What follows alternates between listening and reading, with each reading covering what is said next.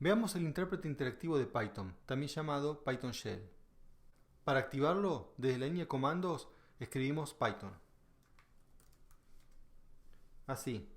En este caso nos dice que estamos ante la versión 3.6 de Python y también vemos estos tres símbolos mayores que está representando lo que se llama el prompt de Python. Básicamente nos indica que Python está listo para recibir nuestros comandos. Hay otras alternativas para usar el intérprete interactivo.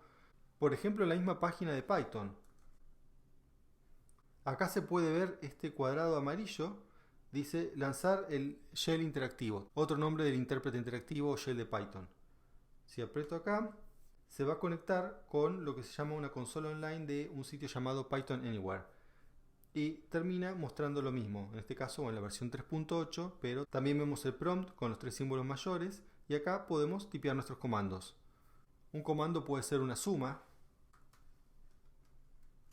y nos da la respuesta. Otra alternativa, si tenemos Anaconda Navigator, es usar un intérprete llamado Qt Console. Para acceder a esta consola, tenemos que abrir primero Anaconda Navigator. Voy a usar esta misma consola, para eso primero tengo que salir del intérprete de Python. Se sale con Control D. Ahora llamo a Anaconda Navigator.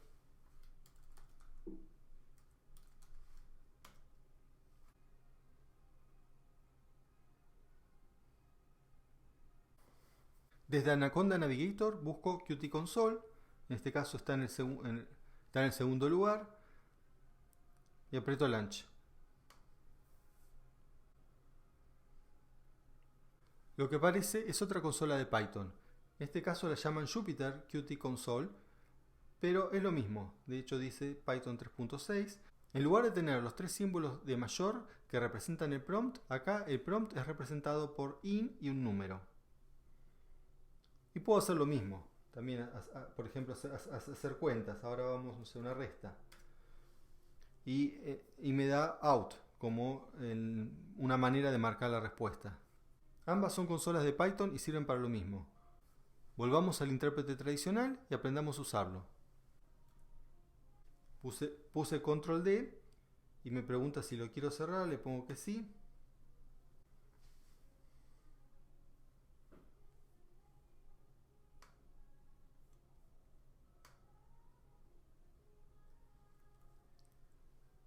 Y ahora desde la consola del sistema pongo Python para entrar al intérprete interactivo o Python Shell.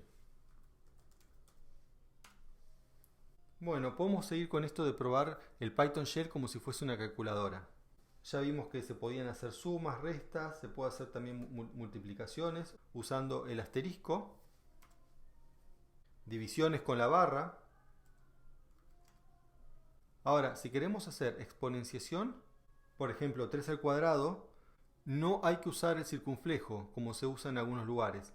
Por ejemplo, 3 al cuadrado, si uno usa el circunflejo, es así, pero como ven, uno esperaría tener 9 de resultado. Y no lo tiene. ¿Por qué? Porque eso no es la exponenciación. Lo pongo para que quede claro. ¿Y qué es entonces? Es otra operación que no viene al caso.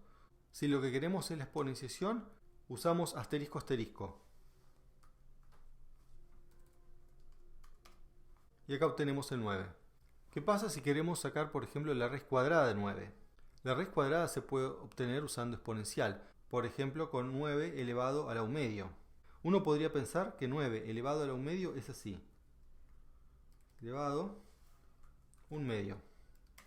Si así fuese, hubiésemos obtenido un 3, la raíz cuadrada de 9. Pero no, estamos obteniendo 4.5. ¿Qué pasó? Pasó que el orden en que se hacen las operaciones no era el orden que nosotros esperamos que se hagan. Lo que ocurrió acá fue que se hizo 9 elevado a la 1, que da 9, y ese resultado se dividió por 2. 9 dividido 2, 4.5. Entonces, ¿cómo puedo hacer 9 elevado a la 1 medio? Mi recomendación en estos casos es usar paréntesis, porque los paréntesis fijan la precedencia. Siempre se resuelve primero lo que hay adentro de los paréntesis. Entonces, si hacemos 9 elevado a la paréntesis 1 medio, veamos lo que pasa.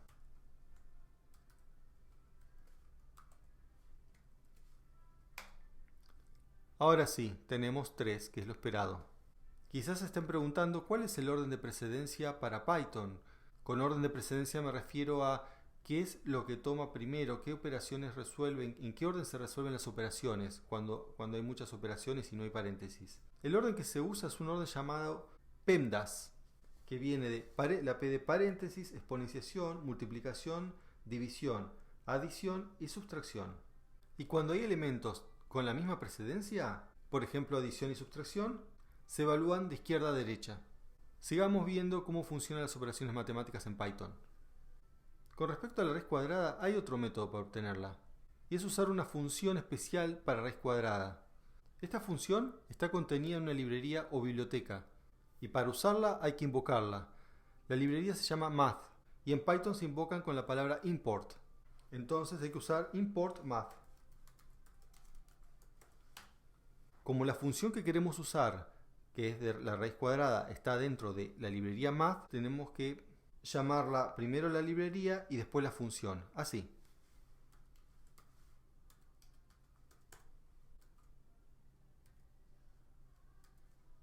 Esta es otra forma de obtener la raíz cuadrada de 9. Sigamos con las operaciones básicas. Ahí hemos visto la división. Y ahora les presento lo que se llama la floor division, que me muestra solamente la parte entera de un resultado. Por ejemplo, 10 dividido 3, la parte entera es 3. Si yo quiero ver eso solo, uso este operador, que es diagonal diagonal. También hay un operador que me muestra el resto, que es el símbolo por ciento. Por ejemplo, en el caso de los números pares, cuando divido por 2, el resto siempre es 0. Bueno, lo puedo ver así. Hasta ahora hemos visto números en Python. Internamente, Python maneja los números con diversos tipos. Los más comunes son los números enteros y los números flotantes. Por eso tenemos un tipo entero o internamente int y el tipo flotante float. Y esto lo evidenciamos con el comando type, que acá nos deja en claro que es del tipo entero. Si hago el type de una cuenta y el resultado de esta cuenta es entero, nos va a decir que es entero. Por ejemplo, el type de 1 más 3 es lo mismo que el equivalente a decir el type de 4. También me va a devolver que es una clase del tipo entero. En cambio, si yo hago type de, por ejemplo, una división como 10 dividido 3, me va a decir que es del tipo flotante. ¿Para qué me sirve saber esto de las clases? Es importante saber cómo internamente la computadora representa los números, porque eso tiene consecuencias. Una de estas consecuencias es el almacenamiento de las variables. Por ejemplo, un número entero ocupa menos espacio en memoria que un número de punto flotante. Para nuestros primeros programas, esta diferencia es totalmente irrelevante, pero más adelante, cuando tengamos que hacer bases de datos y esta base de datos guarde millones de datos, vamos a querer almacenarlos de la manera más óptima posible. Entonces no vamos a almacenar un número entero como si fuese flotante, porque estaríamos ocupando más memoria de la necesaria. Otra de las razones por la cual necesitamos saber los tipos de datos es porque hay acciones que se pueden realizar sobre un tipo de datos pero no sobre otro. Por ejemplo, los datos de tipo textos, que internamente se les llaman strings. Veamos un ejemplo.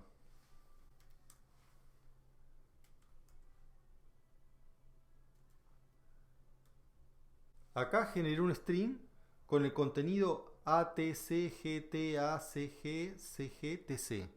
Para referirme a este string de manera más fácil le voy a poner un nombre. Por ejemplo, DNA. Entonces, cuando llamo DNA, tengo esta cadena o string. Veamos el tipo. str, que es la abreviación de string. ¿Y qué cosas puedo hacer con la cadena que no puedo hacer con los enteros, por ejemplo? Bueno, puedo aplicar la propiedad upper. Upper lo que hace es ponerlas en mayúscula o uppercase. Veamos cómo funciona acá. Obtengo la misma cadena, pero en vez de minúscula, la obtengo con todos los elementos en mayúscula. Pero noten que no me modificó la cadena original, sino que me volvió otra cadena. ¿Cómo me doy cuenta? Mirando el contenido de la cadena original, DNA. ¿Qué pasa si yo la quiero cambiar?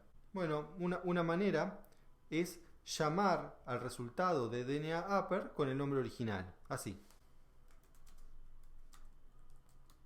Veamos que funcionó.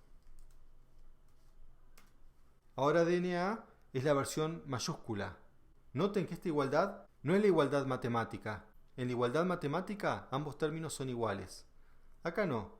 Acá lo que estoy diciendo es que el término de la derecha se llama con el nombre que pongo a la izquierda.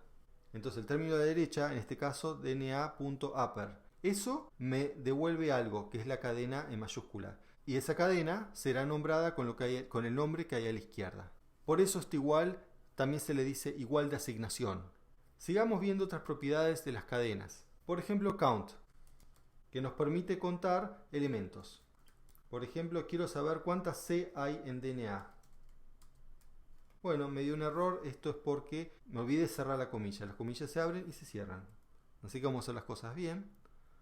La cierro. Enter y me dice 4. Como pueden ver, esto significa que hay 4 C. 1, 2, 3, 4.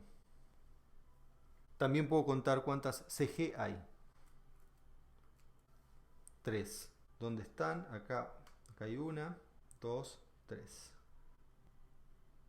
En cambio, todas estas propiedades no las puedo aplicar en números. Vamos a generar un número que tenga un nombre, por ejemplo 100, llamémosle A. ¿Qué pasa si queremos aplicar upper? Bueno, esto ya uno puede intuir que va a haber un error porque los números no tienen mayúscula y minúscula. Y efectivamente me dice que el objeto int no tiene el atributo upper. Tampoco puedo contar elementos dentro de un número. Por ejemplo, yo quiero saber cuántos ceros tiene A. Me dice que el objeto int no tiene el atributo count. Una manera de saber cuántos ceros hay en A sería, por ejemplo, convertir A, que es un entero, en un string. ¿Cómo se hace eso? Con la función string. Así. Fíjese que el resultado tiene comillas. Las comillas delimitan los strings. Entonces ahora sí, sobre este resultado puedo aplicar count. Lo puedo hacer así, por ejemplo. Y me dice 2 porque hay 2 ceros. Los strings se pueden concatenar. ¿Cómo es esto? Así. Creamos un string llamado S1, otro llamado S2 y los sumo. Y el resultado es un string formado por los dos anteriores. ¿Qué pasa si quiero sumar un string con un número? Vamos a la prueba. S1 que era hello con A que es 100. Y también me da un error. Type error debe ser string, no entero. Entonces, como antes, podemos convertir el entero en un string y hacer la suma. Acá me equivoqué porque puse 1 en lugar de A, que era el entero que yo quería ver. Bueno, vamos a hacerlo bien. Bien. Veamos otra manera de hacer esto. Supongamos que tenemos la variable ans, que es 42, y tenemos un string, llamémosle también S1, que diga answer is espacio. Queremos hacer la suma. No podemos. Veamos otra manera de hacer lo mismo. Supongamos que tenemos una variable llamada ans, que es igual a 42. Y queremos decir que la respuesta es igual a ans. Sumar strings y enteros no es posible.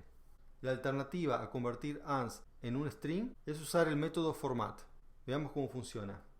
Para usar format, al string le hago una modificación que es ponerle lo que se llama un placeholder. Acá está. Es este símbolo. Luego agrego format. Y el valor que quiero formatear. Lo que va a hacer esto es formatear el entero dentro del string. Como pueden ver, obtuve el mismo resultado. Y les recomiendo que vayan acostumbrándose al hecho que en programación haya muchas maneras de hacer la misma cosa. Tanto porque las herramientas proveen distintas maneras, como porque las personas piensan distinto. Y es normal que así sea. Si estuvieron atentos, por ahí se dieron cuenta de este detalle. A veces he usado comillas simples y a veces comillas dobles. Incluso acá usé comilla doble, pero el intérprete me devolvió comilla simple. Esto es porque se puede usar cualquiera de las dos. La única condición es que si uno empieza con comilla simple, tiene que terminar con comilla simple. Si uno empieza con comilla doble, tiene que terminar con comilla doble. Teniendo esto en cuenta, ambas son equivalentes. Con esto vimos el uso más básico del shell. Lo único que queda es ver cómo salir. Se puede usar tanto control D o exit y paréntesis. Y con esto vuelvo al sistema operativo. Eso es todo por hoy. Mi recomendación es que instalen Python si no lo tienen instalado. Luego abran un shell y traten ustedes de experimentar, ya sea con lo que vimos acá o intenten cosas nuevas. Y recuerden que si no tienen el Python instalado y quieren usar el shell, pueden ir a la página python.org, apretar en el botón amarillo y van a tener un shell. Eso es todo por hoy, hasta la próxima.